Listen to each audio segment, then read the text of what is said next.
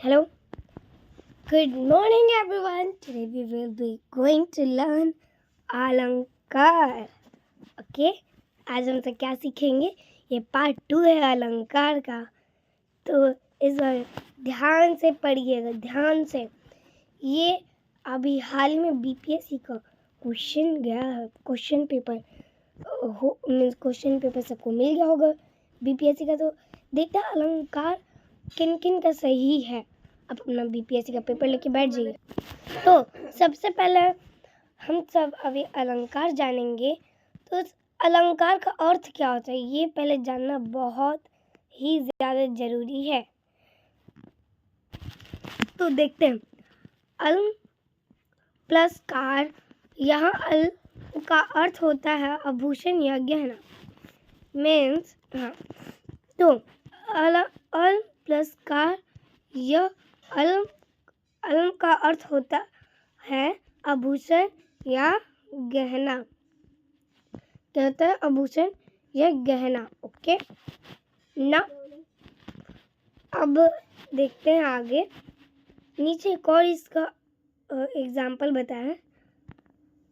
काव्य की शोभा बढ़ाने वाला तत्व को अलंकार कहते हैं. ओके, काव्य का अर्थ आपको पता है? अगर पता है तो कमेंट में ज़रूर बताइए. ठीक है, देखिए. अब क की शोभा बढ़ाने वाला. अब गहना है तो गहना क्या देता है? हम लोगों को शोभा देता है. तो देखिए, शोभा बढ़ाने वाला तत्व को अलंकार कहते हैं. चलिए अब हम सब नीचे चलते हैं. अब यहाँ पे एक और अलंकार का अर्थ दिया है. अलंकार का अर्थ. अलंकार शब्द अल्म एवं कार के योग से बना है, जिसका अर्थ है आभूषण या विभूषित करने वाला.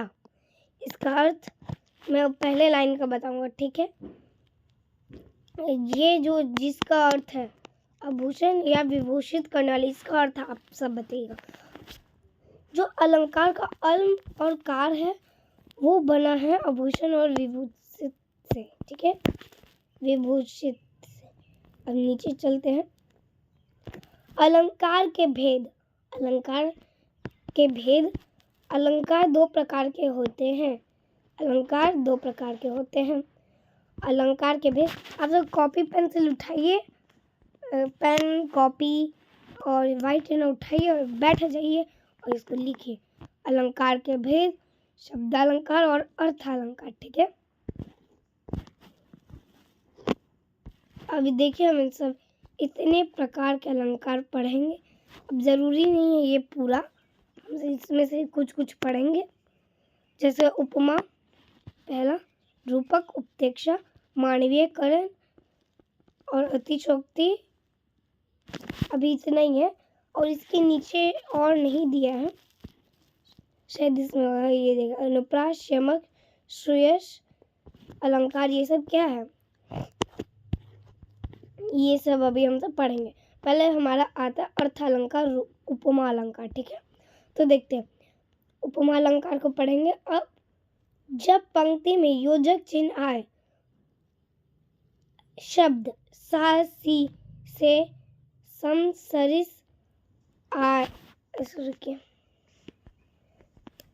आए तो उपमा अलंकार होगा भैया. उपमा अलंकार. यहाँ पे एक आप अलग से भी लिखिएगा, यहाँ पे नहीं लिखा हुआ कौन अलंकार है. सम, ये भी आएगा योजक चिन्ह के बाद. तो ये क्या हो जाएगा? उपमा.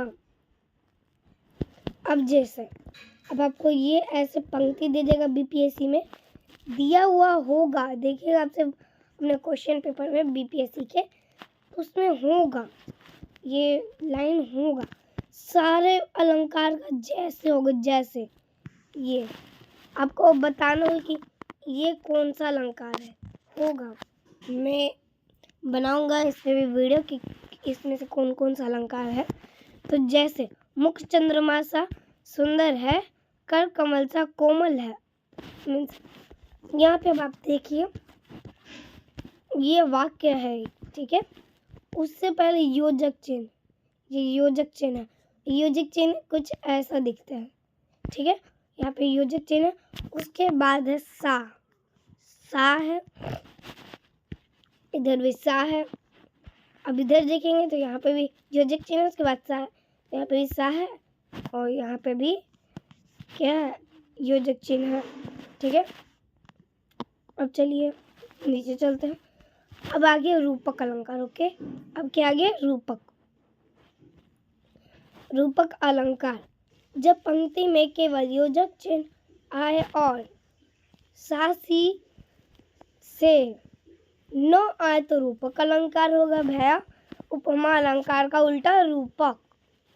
ठीक है, अब देखिए यहाँ पे बोला है सा सी से, और उपमा में क्या क्या था,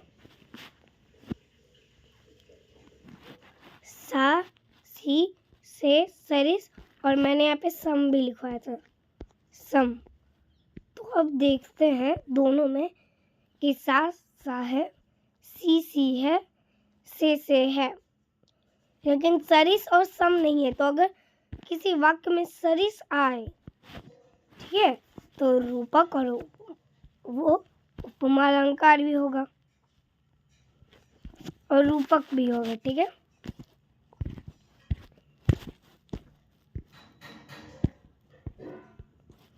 अब चलिए नेक्स्ट देखते हैं भैया। जैसे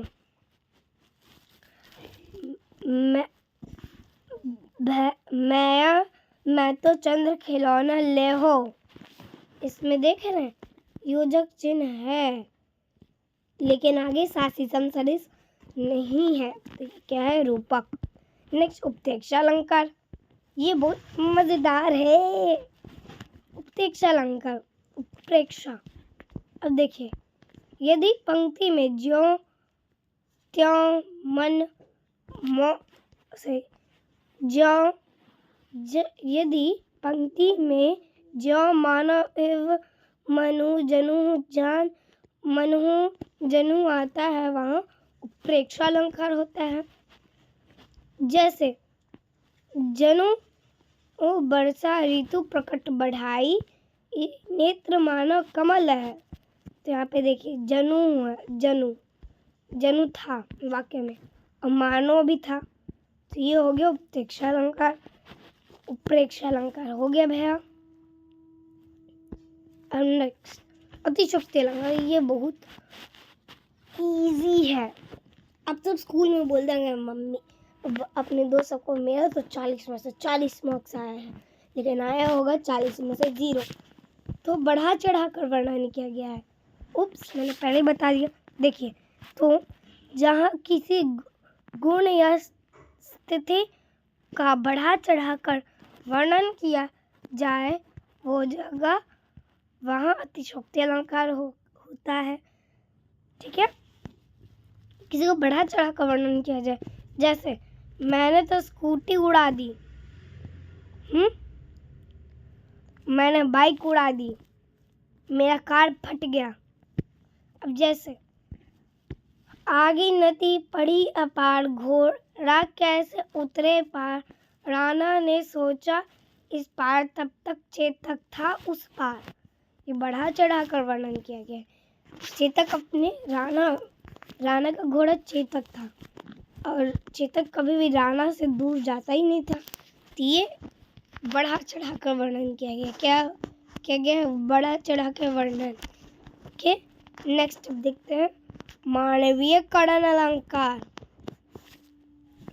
ये आप लोग मुझे कमेंट में बताएंगे क्योंकि मैंने इसके पिछले वीडियो में बताया था मानवीय कड़न अलंकार। तो चलिए अब शब्दालंकार के भेद। अर्थ के आधार पर शब्दालंकार 3 प्रकार के होते हैं, अनुप्रास, यमक, श्रूयस। चलिए अनुप्रास अलंकार आगे आप पढ़ते हैं।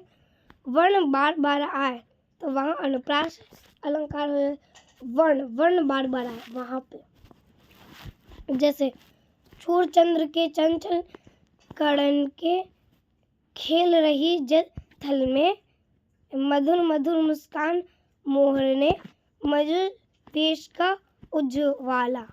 ठीक है, ये क्या हो जाएगा, अनुप्रास हो जाएगा। अब यमक आ गए।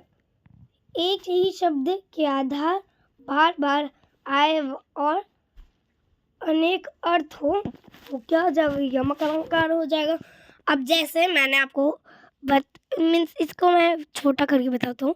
किसी पंक्ति में एक ही शब्द बार बार आए लेकिन उनके अर्थ अलग हो, वो हो जाएंगे यमक अलंकार। जैसे कनक कनक ते सो गुण गदिगाई, वाह खाई बड़ न या पाव बड़ के, काली घाट का घमंड घाट। ये हो गया। अब लास्ट श्रेयस अलंकार है।